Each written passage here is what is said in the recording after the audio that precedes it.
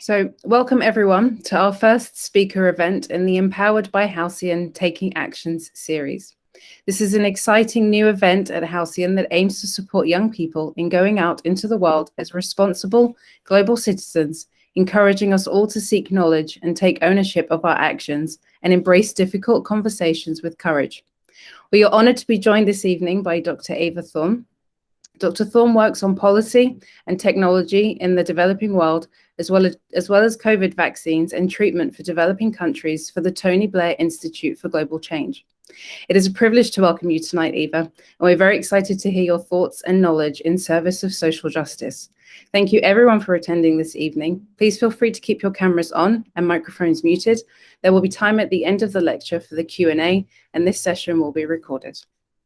Thank you very much. I'm really quite flattered that you asked me, and I'm excited to be the first speaker.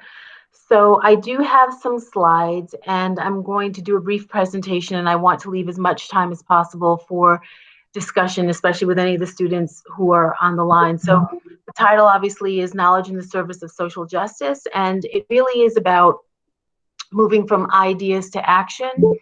And I was asked to share about my personal journey in terms of how I've arrived at the kind of work that I've done.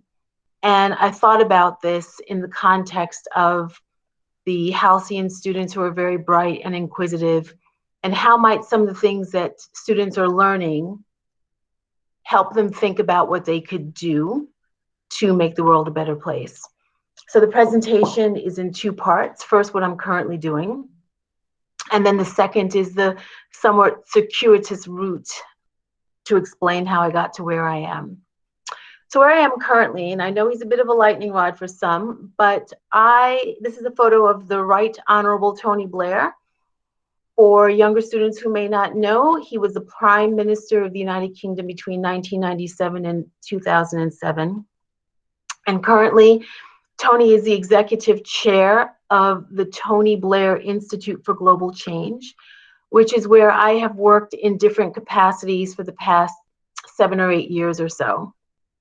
So just very briefly about what the Institute does. It's divided into two parts. Since Tony was a prime minister, he's very much about the machinery of government, which I thought would be incredibly boring until I actually started working within governments in developing countries and saw how incredibly exciting and rewarding it could be to make institutions work for the public good in meaningful ways where you have huge impact on very large numbers of people. So at the Institute, there are two parts of our work. One is about government advisory. And so this involves working at the top of government with prime ministers and presidents, senior ministers, so the Minister of Finance, the Minister of Health, the Minister for Trade and Investment. And this is about helping leaders, especially in developing countries, take their ideas in the context of relatively limited resources and turn those ideas into plans and ways to actually deliver. So it might be delivering a road that's needed to help small producers get their products to market. Or it might be delivering foreign investment to create a really cool tech hub for up-and-coming tech entrepreneurs. Or it might be delivering universal health to pregnant women. Those are just some examples. The policy team takes on public policy, but it's policy that is politically actionable and that's not pie in the sky, but is very, very doable. So you can see that the mission is to support leaders and governments to build open, inclusive, and prosperous societies in a global world. Pretty much every organization nowadays has been forced by the pandemic to do something to deal with the COVID crisis. And the Tony Blair Institute is no different in this regard. So last year, just as we were going into lockdown, Tony called a meeting of all the staff and said, we've got to pivot. We're in at least 23, 24 countries. I'm already being flooded with calls from leaders. What can we do to help? And there were several areas where we were providing help. One was government advisory, expert support, and that really was how do you work in a context where the government doesn't have a lot of resources to provide budgetary support for people who are losing their jobs. We've developed practical tools and resources. So I've got all these cases coming in. They're coming in from different parts of the country. I don't have a centralized ministry to work with this. How can we stand up some kind of a crisis response unit? We did that during Ebola a few years ago, and we've done it in some places in Africa in the context of COVID. The third thing, many of you will have seen or you read or saw reports in the newspapers in the UK, the US, all over Europe, where you saw doctors and nurses reusing the same masks over and over because they didn't have enough, or they were reusing gloves, or they were asking people to make masks. So the whole issue of PPP, personal protective equipment, was even more acute in terms of the shortage in developing countries. And we started doing a lot of work to facilitate helping public health systems procure those resources so that the frontline health workers could be properly protected. More recently, we've been working on the issue of medical oxygen. As you know, many people with COVID end up in the hospital. They need medical oxygen. It's a shortage in some rich countries, but it's an acute crisis in many poor countries, and that's something that we've provided support on. And finally, providing support to government through analysis and policy. And this ties into how my own personal work has changed in the context of the COVID crisis at Tony Blair Institute, TBI. So I've been doing a lot of the work on COVID vaccines and COVID therapeutics. So the kinds of drugs that can help people who have COVID and treat the symptoms. The focus on the COVID-19 vaccine work has really been heavily focused on the hard and very difficult reality that poorer countries in Latin America, Africa, some parts of Asia just don't have vaccine access. So there's a global facility called COVAX, which is theoretically supposed to be bulk buying, so buying hundreds of millions of doses specifically for poorer countries. What's happened is that many of the rich countries, because they have the money to do so, have been able to go directly to Pfizer, Moderna, AstraZeneca, Johnson & Johnson, and negotiate hundreds of millions of dollars of vaccine purchases, bypassing this international facility, which means that the poorer countries that are dependent on getting their vaccines through COVAX kind of go to the back of the line because the drug companies would prefer to get higher prices for the drugs directly from governments that can pay up front, as opposed to COVAX, which is a donor funded. So governments fund it, the Gates Foundation, other organizations fund it. And so what you have now is a situation where even though places like the EU are seeing very slow vaccination rollout, most rich countries have 5, 6, 7, 8 doses per person. You need basically 2 unless you're getting the Johnson & Johnson single shot vaccine. Whereas maybe 2%, 3% of Africa has been vaccinated. I think it's like 1. And the numbers in places like Southeast Asia, South Asia, and Latin America are also quite low. So I've been doing a lot of work on that, which to me is very much a use of ideas around how do we think about issues of global inequality. I know many of you are looking at issues of inequality in economics courses, for example. And so this would be an example of what can we do to address vaccine inequality, with the understanding that if people have COVID in a developing country and somehow they get on a plane, we're going to get infected as well. So how do you make those kinds of arguments about vaccine equity? What I'm supposed to be doing, and it's been put on hold because of COVID, is work around how technology can help developing countries to leapfrog the development process. So all of you who are looking at history or you're studying economics and how countries go from being poor to rich, you'll see that they start out doing agriculture, so people are farming. Then they might have the easy phase of industrialization where they are making canned foods or they're making clothes. Then they want to move up the value chain and start producing heavy machinery like washing machines and cars. And then they want to leapfrog from there into making technology and becoming a knowledge economy or a service economy. So the question on the table for poorer countries is, will the fourth industrial revolution, which is basically the technology revolution, allow poorer countries to take advantage of technology so that they can go quickly past those earlier phases of development and reach a higher standard of living by unlocking the power of blockchain, of mobile money, etc. So that's what I'm supposed to be doing, but that's sort of on hold now as I work on COVID. But you can see that they're both initiatives that are about how can those who have less have more. So there's a concern that I have about equity. So just really briefly, this is a little bit out of date, but this is a map of where we work and where we have worked. So we're currently in 19 countries in Africa. We've worked in Southeast Asia, and we're currently scoping there now. And we're working in Europe as well. So it's a pretty broad footprint that we have. The other thing that I'm currently doing now outside of work is board service. So I'm on the board of directors of an advocacy organization. It's called Malaria No More UK. And as the title of the organization implies, it's an organization that's devoted to stopping malaria. We know that nets work.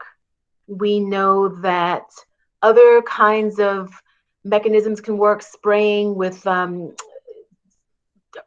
pesticides that don't have the damaging chemicals. We know what works to stop malaria. So what Malaria No More UK does is try to bring attention to the issue of malaria, much more challenging now since everything is focused on COVID, and the funding that governments like the UK government, the American government, the EU governments would normally provide for malaria prevention programs in countries in Latin America, Asia, and Africa where malaria is a problem. Some of that money has been cut. So you hear about funding cuts. And because COVID is a crisis, the concern is that some of the money that would normally go for malaria prevention programs is going to deal with COVID. So I'm on the board of directors, and this is a picture here of David Beckham, the football star, who is one of our global ambassadors. So there are different ways that you can use your skills and talents. And the reason why I was asked to be on the board was because I've worked so much with governments in developing countries where malaria is an issue. And it's something that I saw, and I had to take anti-malarial pills for the time spent in Latin America and the time I spent in Africa. And it was an issue that was important to me. And while I'm not directly working on advocacy, because that's what the staff members do, as a board member, I can help the organization think about strategy, think about communications, think about messaging, think about how they can talk to donors, because I have experience with that because of research that I did on the World Bank. So those are the kinds of ways that my training and education have been helpful in the context of an organization like Malaria No More UK. So that's what I'm currently doing. And so the issue is how I got to where I am now. And it's a story that goes through 4 continents. So I'm a native New Yorker. I'm from Brooklyn. And I went to school in Manhattan at a math and science focused high school. And I had the idea in my head that I was going to be a doctor. I thought I was going to be a surgeon. I was really into math and science. And once I left New York for school, I went to Cambridge, Massachusetts. I did my undergraduate degree in history at Harvard University and spent the next 20 some odd years of my life between Cambridge and Boston. I did my undergraduate degree at Harvard in history. I took 2 years off after college, and I worked in community organizing, focused on lead poisoning prevention, which was both a public health and an environmental issue. And then I did public relations for a hospital before I started graduate school at MIT, the Massachusetts Institute of Technology, where I did a doctorate in political science, focused on political economy and developing countries with an initial focus on Latin America. So in graduate school, I spent a year in Brazil where I did my field work. I was looking at, and I'll say more about this in a few slides, I was looking at the World Bank, which is a big development organization that gets funding from rich country governments and provides money for things like schools and health programs and roads and infrastructure. Infrastructure helps countries to develop quickly economically. And at the time that I was in graduate school, the bank was funding lots of dams in places in like India and Brazil, and I became very interested in that. And I also did a lot of work in Central America, which I'll talk about shortly. Then through some steps, which I'll talk about, I ended up working in West Africa, living in West Africa, specifically Liberia, where I spent 2 years through Africa Governance Initiative, which was one of Tony Blair's organizations. And in Liberia, I worked with the president of the country, who at that point was the country's first female, Africa's first elected female head of state, Ellen Johnson Sirleaf, and senior ministers and my Liberian counterpart to help Liberia reform the petroleum sector.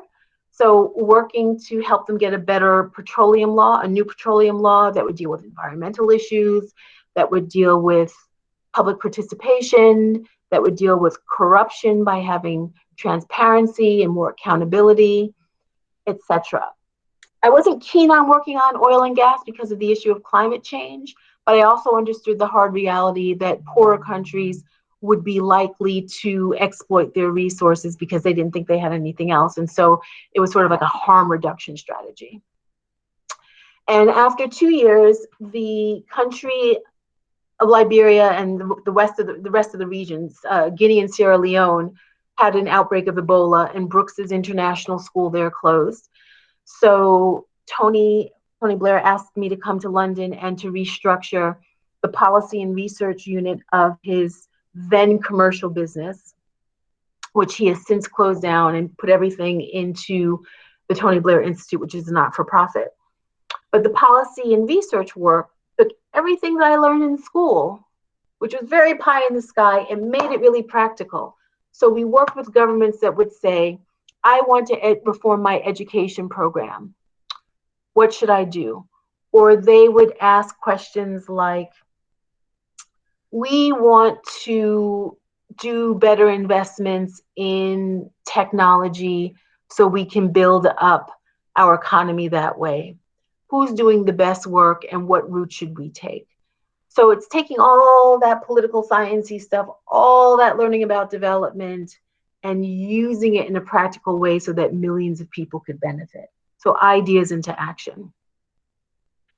So in terms of how I started, my own journey started when I was really young. And you can kind of tell how old I am when I say this, but one of my first memories in life was of the end of the Vietnam War, which was in the mid-1970s. And this is a picture of children who were Vietnamese orphans who were going to be airlifted and adopted by American families. And I remember being 3 or 4, watching TV and seeing these commercials of Vietnamese orphans and the call for American families to adopt them. And I can remember being in my living room and crying and going to my parents and begging them to adopt a Vietnamese orphan, because I thought, it's not right that they're orphans. It's not right that they don't have parents. We have a nice home. Why can't my mother and father adopt a child? I didn't understand anything about the Vietnam War. I just knew that something wasn't right, and I was bothered by it. The second relevant memory is when I was 11 and my family took a vacation to Guatemala. My mom had read an article about Guatemala in the New York Times. I was learning Spanish in school. Let's take a vacation. So the picture on the upper right is Lake Atitlan, which is, you can see, absolutely beautiful. The picture doesn't do it justice. And the picture down here is of Guatemalan indigenous children. Guatemala is in Central America and is a majority, if you look at the census, which calculates how many people are in a country, majority indigenous, and they're poor. The country has suffered from war, and the condition of the country's indigenous community is really bad. We were there on a nice upscale vacation, private tours, nice hotel, but I was bothered by what I saw. And so when you're thinking about what can I do? What can I do to make a difference? You can ask yourself some questions. What do I love? What do I see that bothers me? What makes me angry in the world? I was bothered by seeing orphans. I was angered by the condition of these indigenous people. I didn't put it together when I was or 11 that this would translate into some kind of action. But these are things that struck me and stuck with me. And in hindsight, now that I'm an adult, I recognize that those things that bothered me, made me angry, things that I loved, sowed the seeds for how I would think about how to use ideas and things that I was learning to try to do something to make a difference in the world. So fast forward to when I did my undergraduate degree at Harvard University, I didn't really have any big, clear ideas about social justice. Many of you students at Halcyon are doing much more as teenagers than I ever thought to do. And when I was going to college, the big issue was the apartheid movement in South Africa. So apartheid, I know some of you in at least in grade 10, you're learning about the civil rights movement. So you learned about segregation and Jim Crow, Plessy versus Ferguson, etc. South Africa had a similar system where you had something called white minority rule, and there were formal and informal means of separating the minority white population from the majority black population that led to injustices. So you've heard names like Nelson Mandela or Oliver Tambo or Winnie Mandela or Walter Sisulu or Bishop Desmond Tutu, all kind of heroes of the anti-apartheid movement. And Harvard at the time was investing in companies that had ties to South Africa. So as a student, I became involved in what we called the E for D movement, education for divestment. So those were some of the protests that you can see there. And I also became involved in a local food pantry in a poor neighborhood in Roxbury. And my questions were getting a little sharper. I was studying sociology. I was taking government classes. I was taking history classes where we were looking at some of these issues, US social history, where we looked at poverty and anti-poverty programs, or diplomatic history, where US intervention in other countries was looked at. And so questions of fairness started to become sharper in my 18, 19, 20, 21-year-old brain. Medical school went out the window, and I was all about social sciences and humanities. And I was wondering, is this fair? Apartheid's not fair. Does it have to be the case that people really need to be hungry in a country as rich as the United States? Probably not. Is there something that I can do at an individual level? I can make my voice heard about Harvard not investing in South Africa. I can certainly volunteer on a Saturday and go to the free food program. And that's where I was in my early 20s. Then graduate school, where I started my program at MIT, was the turning point. And here's where you've heard the expression, maybe the personal is political. And that was very, very true in my own experience. So this is a picture of the Blue Ridge Mountains, and it's a view from Roanoke, Virginia.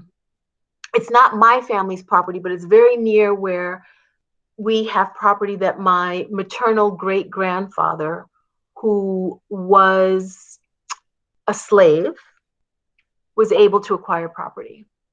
And my family has struggled to hold on to it in the face of development.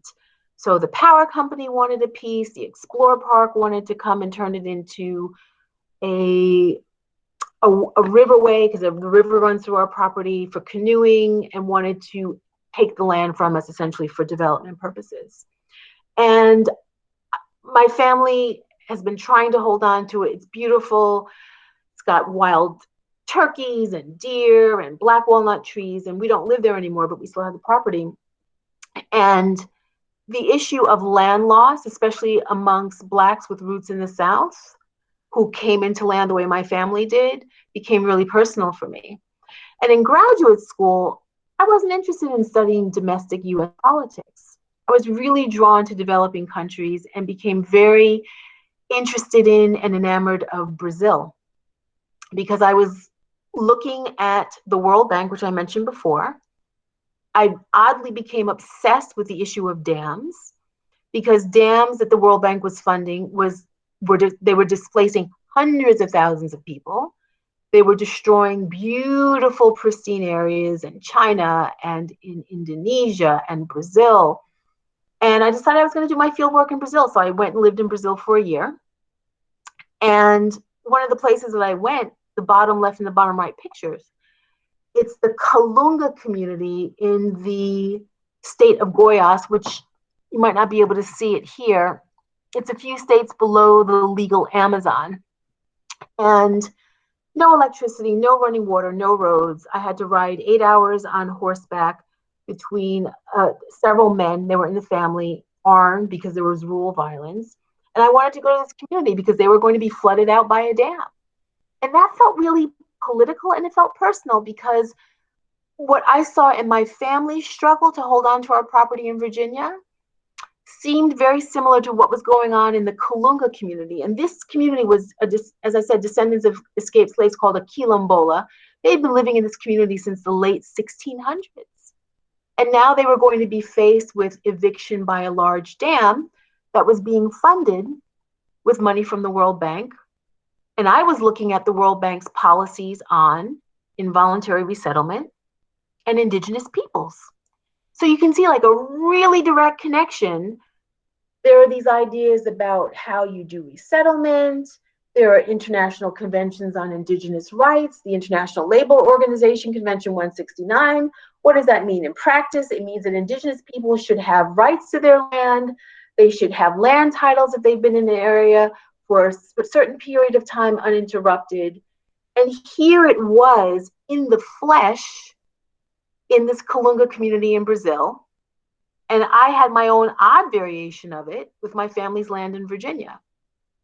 So there's something that was really personal, but I could make a connection to my research and I could see those ideas playing out in practical ways. Like, how can we use some of these conventions to help? Closer to home, I wanted to keep my foot in the activism door. And so this is a picture, especially for the grade 10 students who are looking at the civil rights movement. These are people who participated in the very famous 1964 Mississippi Freedom Summer. You had lots of Northerners that went to the American South to Mississippi to do voter registration. And in 1994, when I was a few years into graduate school, I became involved in a project called Boston Freedom Summer, which invited college-educated students come to Boston, work in underserved communities, and work in community-based organizations, the Codman Square Health Center, the Four Corners Action League, to build the capacity of community-based organizations to serve a poor neighborhood that was struggling with gang infestation and poverty. And so I had studied Mississippi Freedom Summer. I saw Eyes on the Prize. I read Poor People's Movements. I read local organizers. I read all of the literature on the civil rights movement. There were ideas about fairness and justice, standing in solidarity with the local community. I wanted to live those ideas, and working with Boston Freedom Summer was a way to take what I had learned about the civil rights movement and make it real and practical in the context of 1994 poor inner city community that needed support. Fast forward to the Garifuna. I'm going to end very quickly because I know we need to have some time for discussion. I spent a lot of time on the Atlantic coast of Central America because I got deep into this issue of land rights and worked on the issue of racial identity. And these are people who are an Afro-Amerindian people. They speak Garifuna. Their lands are being invaded by development projects. They live on the coast, so there are resources there. And I spent time working on land rights. So all that stuff around indigenous land rights, bring it down to practicality, work with and through local organizations on the Atlantic coast of Central America to help those communities actually file land claims to get their titles. So the point I want to make is that if you look over the trajectory of my life, the ideas that motivated me move across borders. And I've worked with governments in Liberia, Sierra Leone, Ghana, Ethiopia, Mozambique. I've worked with companies such as Petronas, which is the national oil company of Malaysia. The picture here on the bottom right is of Mount Nimba in Guinea. I spent time there. A mining company wanted to do some surveying of social and environmental issues. I spent time in Cambodia with a civil society group that wanted to pressure the government to disclose all the money that it was getting from oil and gas contracts to make sure the money wasn't being stolen so that the Cambodian people would benefit. So if you step back from those experiences individually, I think what unites them is that whatever the context, my own personal journey has really been about promoting greater access to resources for those who don't have them. So it's the same concern. I've addressed it from different perspectives: government, civil society, and as an individual, and through companies. So the last thing that I'll say is your path will evolve, and that's okay. Mine has evolved into different areas as I've grown, and my commitments have stayed the same, but how I've worked them out has changed over time.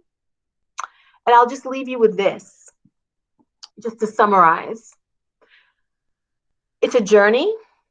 Ask yourself some questions. What do you love? What makes you angry, annoyed, or frustrated? Start where you are and don't worry about the big picture.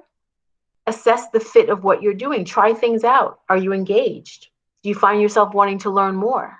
Are you excited to participate in that activity again? Do you feel passionate about it? If not, it's not for you. You have to find what makes sense and what you're passionate about. Keep coming back to the why of what you're doing. And Brooks would kill me, but I just thought I would end this. Our first year with the organization, we had a Christmas party, and Tony took that picture with Brooks, and then more recently they took a selfie together. So I will stop there and open it up for any questions that you might have or comments. Well, thank you, Eva, for such an insightful and thought-provoking lecture. Whenever I talk to you, I'm in constant awe of everything that you've achieved, and you will continue to do. You're good for my ego. I was wondering, actually, if you could just explain some of the challenges that you have faced from start to end of some of the projects that you've been involved in. I think the biggest challenge is if you're working in a community that's not your own, you have to be respectful, you have to be invited, you have to respect local talent and leadership, and you have to work in partnership with their priorities, their interests, and go in with a heart of humility where you're there to learn and you're there to serve. You're not there to run, dominate, rule, or order around. And I think that that's something that I've tried to have guide all of the work that I've done. Thank you. Anyone else from the audience that would like to ask a question, please feel free.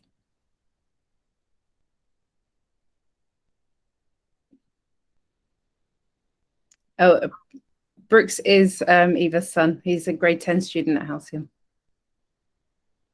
Eva, could you perhaps show the last slide again? Yes. Present now a window. Is it a window? Yes, a window. Share. There. That's the last slide. Oh, I think it was probably the one before. The questions. This one? That one?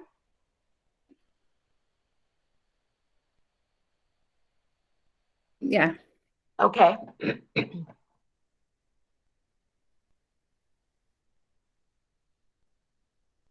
Were there questions about this?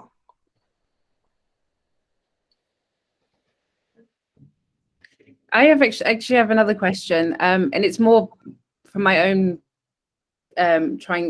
understanding. Generally, when people give money to charitable organizations, the question always arises of how much of that money actually goes to those in need, or when you put money into projects that are helping in other countries. Can you speak a bit about that and maybe how much of that you've seen go into where it needs to go?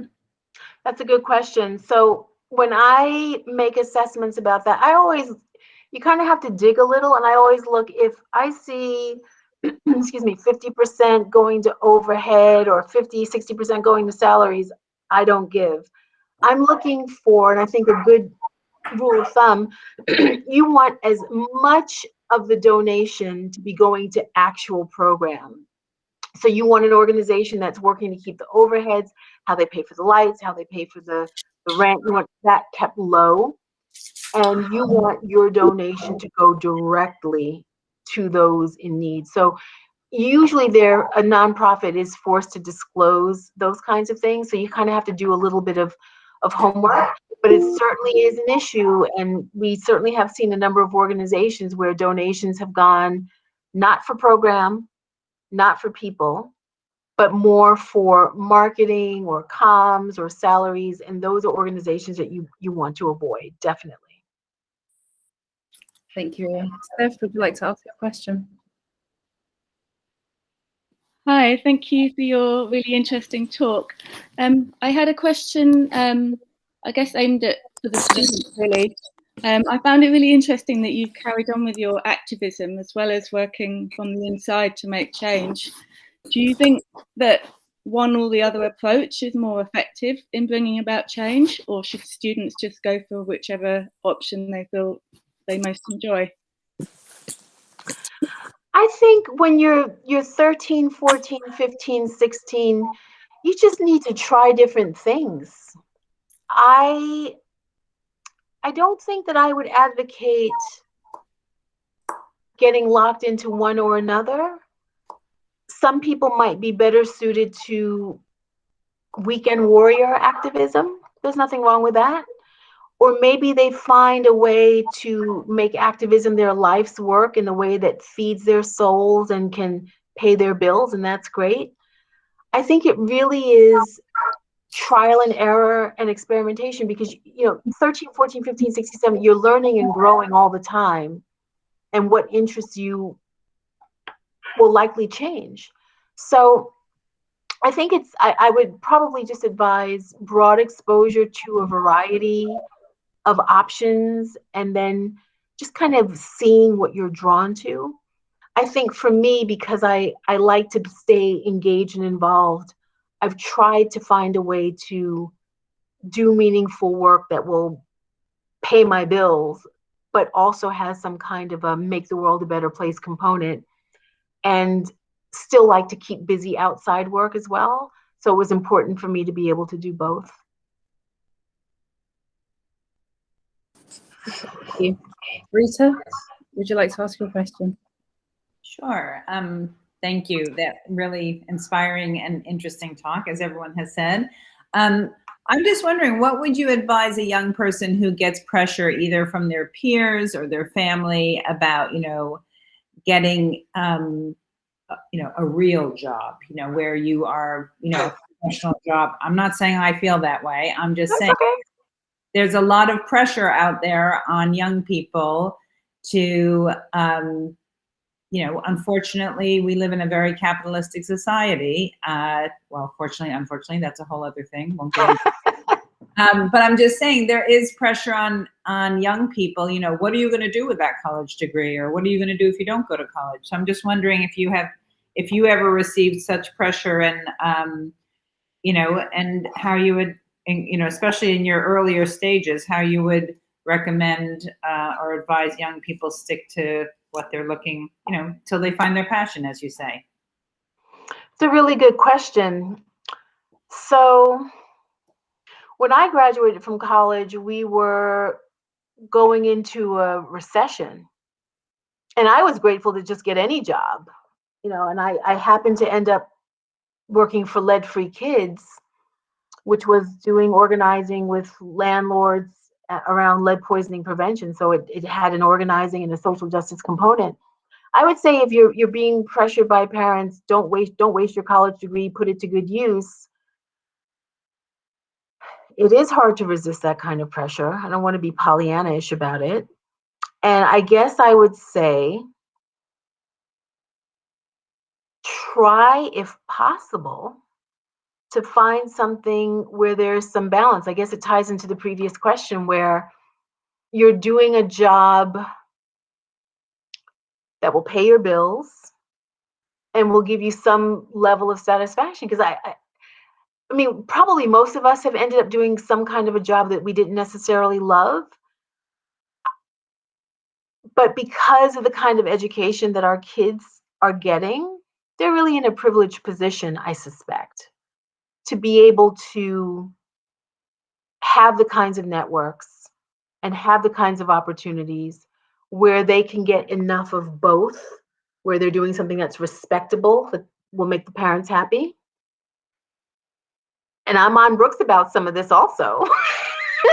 Where something respectable and credible as a job that's not wasting all that nice high-powered education, but where you can actually make a meaningful difference. And if it's not possible, then that's why you have time after work and on weekends. And when you're 22, 23, 24, you've got energy for days. So you're teaching all day. I was a teacher for many years as a professor, completely. So I think they can do both. They can get the respectable job, and they can do stuff on the weekends and in the evenings. Keep mommy and daddy happy. Thanks. Thank you. Tewolde, would you like to ask your question? I have always been wondering what's missing. Developing countries are still developing countries. Developed countries are where and are developed countries. What's missing, in your opinion? 2, do you think those developing countries would much benefit more if projects like yours were to focus more on capacity building, conflict resolutions for the youth? Then they will have a useful future and a very peaceful and respectful society where they are. Plus, I'm saying this because you've had some of the policies, for example, education minister somewhere and on a road, but after building that beautiful school, give it 10 or 20 years, you see some bombs dropped in there.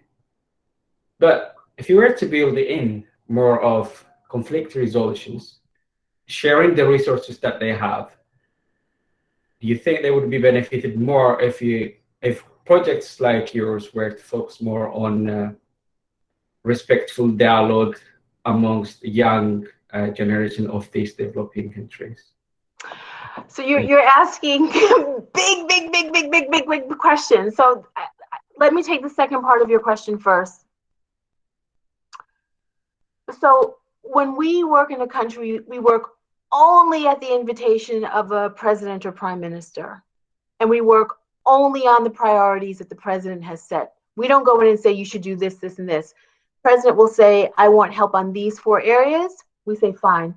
We will embed advisors, and we work only with and through local counterparts, and we take the lead from them. And that's about coaching, mutual support, and pushing through bottlenecks to get big things done. The youth might be 30% of the present, but they're 100% of the future. So I agree with you that an emphasis on training up the next generation, dealing with issues of conflict, especially in societies where you have ethnic divisions, regional divisions, religious divisions, 100%. That definitely has to be part of it. In terms of the big first part of your question, I think there are a number of issues that are in the province of developing countries and in the province of the international system that we're operating in. Governance is getting better, but it's still an issue. We have seen countries move from being the poorest to being middle income. So we talk about, for example, some of the African lions. So I've done work in Ethiopia, which has been making a lot of progress. Now it's experiencing some violence. Hopefully that can get gripped. I know exactly what you're talking about. We did a great project with them on helping the government create a digitally enabled economic economic inclusive strategy. Hopefully the violence stops and it takes. I don't know that we're in the era where we're going to be able to see developing countries go up the ladder as quickly and as easily as the first round.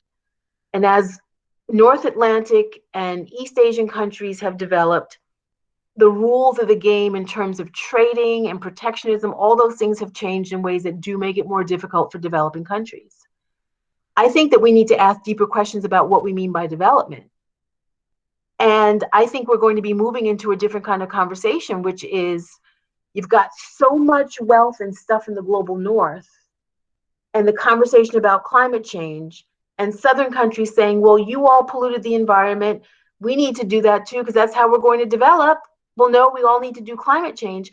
I think we need a different conversation about what wealth means, what development means, how much enough is, if there's going to be a planet that's around for our children. And I'm not trying to be radical, but I think the data are pretty clear that we are on an unsustainable path, whether we like to consume or not. I like to consume. I'm talking about me. I'm part of the problem. And I think if we don't get on a different developmental trajectory, there's not going to be any conversation to have, because we're not going to have a planet for our kids. So I think that those deeper questions are the kinds of issues that I think we need to talk about.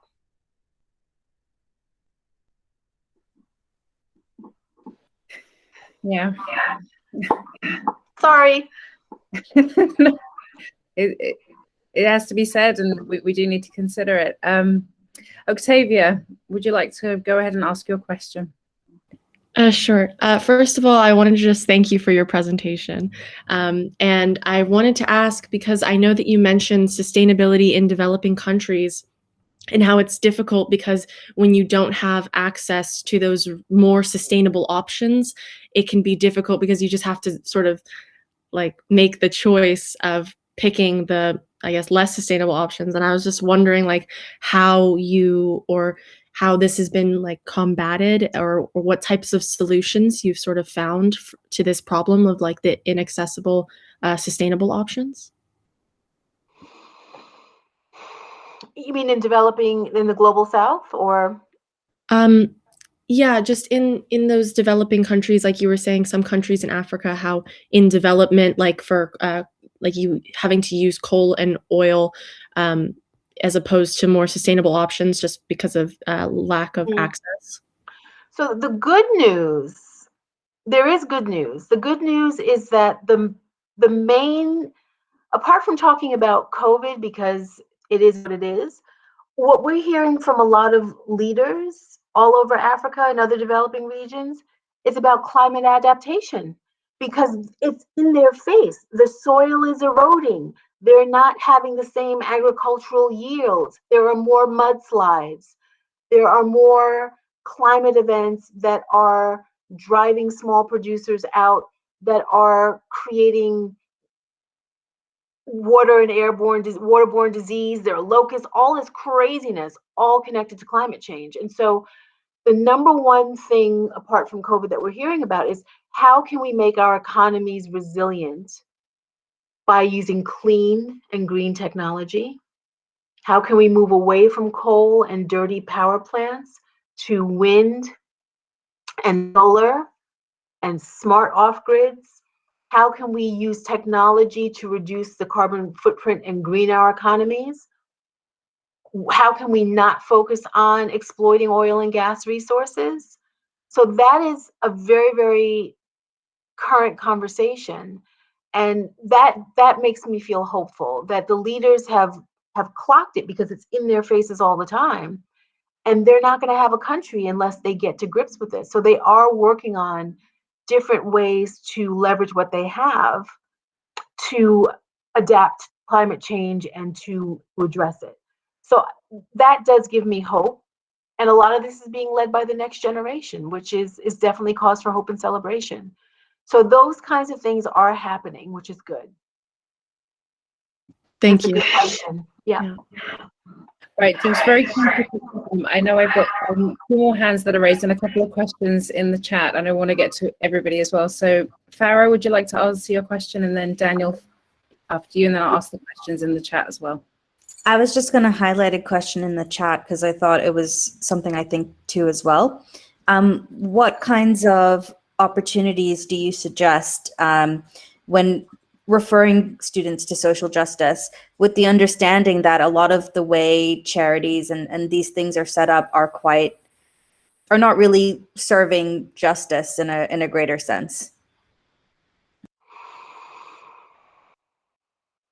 I think the facile, but I think true response for me is, if it's not done right, it's an opportunity for you to do it right. So I think the good news is that, well, the bad news is that there's so much stuff that's messed up that there's lots of scope for students with support to take the initiative to start things. I don't want to be negative. It depends on the organization. Once an organization is set, it's very, very difficult to bring change. Reform is possible. You have to have the kind of leadership that's really self-evaluating and self-reflective and is willing to take critiques on board no matter what the cost, because that means real change. If you can find that kind of an organization where people are willing to learn and grow and really take those kinds of critiques on board, fantastic. If not, then consider what action you can take and what you can do to develop institutions that will do it better. I mean, it's not the best answer, but it's actually what I think.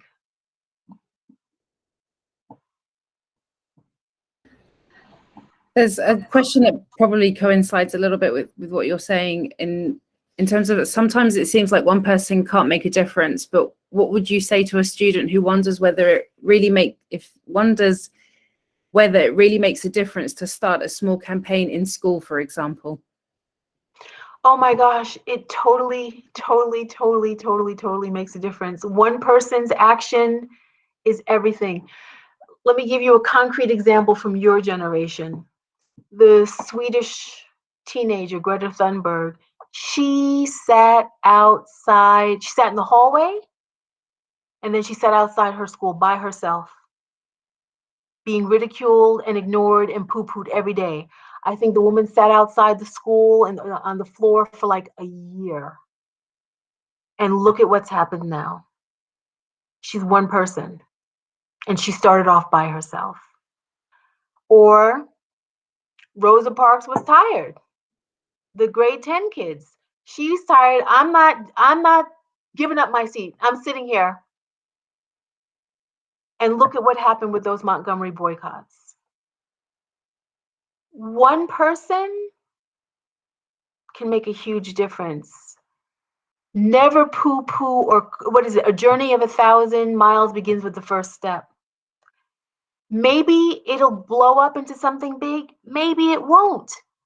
But the experience will be valuable for you because you will have learned, you will have made some mistakes, you will have gotten some things right, you will have discovered whether or not it's an issue that matters to you and you want to pursue. Maybe you will evangelize and convert other people to the cause. Maybe someone else will say, well, gee, she did it. Looks kind of interesting. Maybe I do want to get involved. You just don't know. So don't be discouraged if you're doing something by yourself. Don't be discouraged if you have an idea. Step up, take a risk, take a chance, see who's open, find out who your allies can be, get support. Don't worry about the big picture in terms of where it's going. Start small, start with where you are and see where it takes you. But never ever think that one person can't make a difference, because that is definitely not true. I'm going to patent that and then steal it and use it all the time. Thank you, Eva. Sure. Daniel, would you like to ask your question? Yeah, very good question. First of all, I want to congratulate you, Eva, for your trajectory and all the work you've been doing. It's very contagious, the way you speak about it. But my question is following up on what Tewolde asked earlier. You know, the younger generations in Africa in particular are critical of aid in general. They see it as a kind of band aid, and they feel that there are too many things attached to it. The other issue also that they contest very often is the fact that organizations that work with their leaders miss the point to a certain extent because of the extent of corruption and many other situations. So what I wanted to ask you is, what can you say to these younger Africans who are looking for real capacity building, considering the size of that population, the needs they have, and the fact that they're looking for real change from an economical standpoint, also politically, of course? So, on the positive side, a number of African countries are saying we want to be free of foreign aid.